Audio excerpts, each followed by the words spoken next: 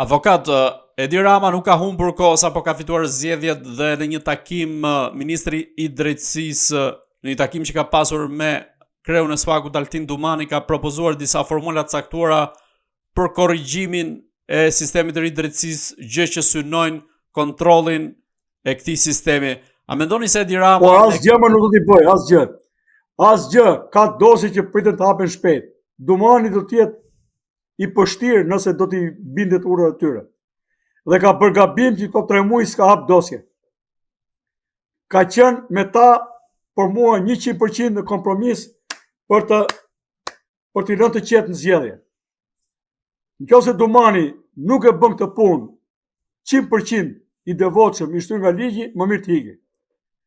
Por t'jem atje nuk do të kjo punë. Nuk ka. Drejtësia garantohet vetëm nga ndarja e pushteteve. Dhe të hapi dosjen. Me që këta i shkojnë për presion, të hapi 184, 33 çështja e tjetra, t'i hapi tëra. Mos rrinë atje. Dhe jo gjithmonë një ministri e shkon vetëm një prokuror. Dumani, si që kam drejtuar vëmendjen time ke politika dhe ke Dumani, do vi tjetër të themi bëll. Se nuk kemi besuar këtu për të mbyllur syt, për bërë kompromise politikën. S'kemi besuar t'i krevësh Bishin, as Ramës, as Berishës. Është aty, do t'kishë mbaruar punë me ta, me gjithë. Si zhvajtja i Delengjiu tjetër atje, ka 8 muaj në burg, me ta, kështu do t'kishë dhe këta. Po që është kjo më? Ne nuk kemi një ministër që të futën në burg duke qenë në detyrë. Ky është kompromis. Kjo s'është drejtësi. Pra këta e kanë lejuar që një lloj koncesioni mbi drejtësinë ta ketë ai që është pushtet. Dhe pastaj thot Berisha, qeveria Ramës, edhe nuk thot fakte. Sa i di mënyrën se si punohet. Se këta kanë familjar, po kanë dhe njerëz biznesmen, po kanë dhe interesa tjera. Se vetën e tyre siguruan. Tani ky është presion. Që ata të mos vazhdojnë më tej. Unë mendoj që pikërisht përballem me presione. Sfida e përditshme me këto presione është lufta. Nëse ai nuk e bën, atëherë i themi popullit, edhe dumja nuk është për të punë, dire valla, 5 veta që janë për drejtësi, dalin për drejtësi. Dalin me gurë si Palestina, çfarë të bëjmë? Ore ne duam drejtësi. Dhe përgjegjësinë për zgjidhje të llojit tjetër do ta mbajnë këta. E po kështu tani paga pafund, roje pafund. Edhe duke u matur, po çfarë po matesh? Është turmë, na bën kashillik. Drejtues korporatash na dalin para syve tani me biznesmen, ndërtimi, edhe unë e di shumë mirë se për çfarë janë ulur, si janë ulur. E kush ka qenë ky para se të ishte drejtues korporate, e vjen puna, çfarë të bëjmë? Se nuk dalin para Dumanit e para Ramës, po dalin para nesh, se ne jemi populli i thjeshtë që jetojmë në rrugë. Edhe hajde të durojmë tani këtë biznesmenin e ndërtimit, që s'lidh dot dy fjalë tani, po që ka qenë drejtues i madh, administrator i madh shtet, që s'ka lënë kusur, që ka zhduk dhe eron 500 që nga qarkullimi në kot vet. Çfarë them unë tani? Dhe to i mbyllin syt se ky është çfarë i bën tani, kjo është natyra, ky është shteti tani.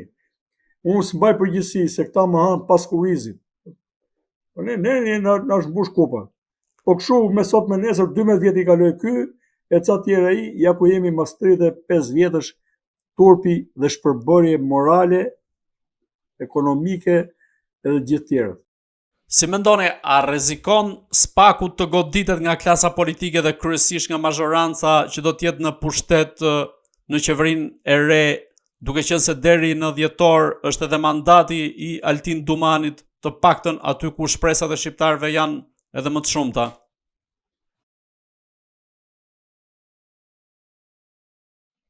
Unë e marrë çik me sport. Ballvaqimi është deri në sekond fundit. Nëse Dumani po mendon për rizgjedhjen e tij, atëherë rizgjedhja e tij do të jetë më e ndershme duke vazhduar kështu fort siç është. Po nuk është e rëndësishme rizgjedhja e Dumanit, se sa forcimi i institucionit dhe besimi i shqiptarët dhe të bëjë drejtësi. Që do vazhdoj politika, patjetër do vazhdoj.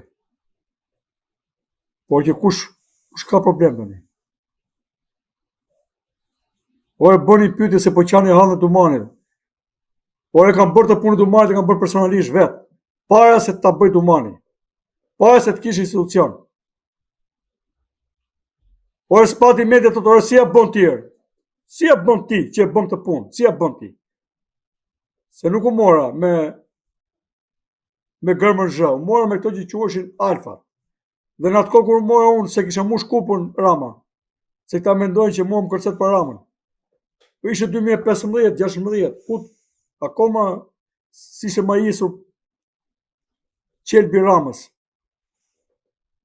Kështu që normal që u mora me atë punë, u mora me ata që e kishin mbushur kupën, dhe kush nuk e di që prandaj iku Berisha dhe Metër nga pushteti, po turpi Ramës që erdhi me Metër, është gjë tjetër.